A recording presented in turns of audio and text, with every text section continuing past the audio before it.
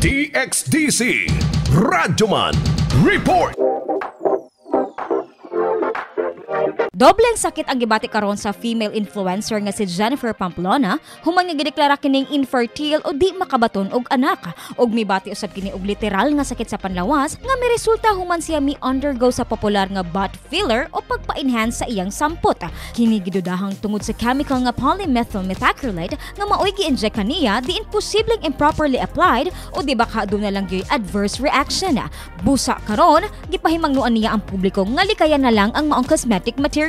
Pangandoy pa naman ni Pamplona nga makabaton og anak apan imposible lang mahitabo tungod sa pagkalat sa PMMA sa iyang pelvic area nga maoy nakaapekto sa iyang reproductive organs. 17 anyos pa lang si Pamplona dihang nagsugod siya og pagparetoke. Buot niyang ma-achieve ang susama sa beauty ni Kim Kardashian ug migasto na siya og kapin $1 million. Suma total, kapin 30 procedures na ang nahitabo sa iyang naong og lawas ug na-diagnose siya with body dysmorphia ni adtong 2022. Mga kasama, we are all beautiful. Di nato kinahanglang sundugon ang naong sa uban because being unique and authentic will make us stand out among the crowd.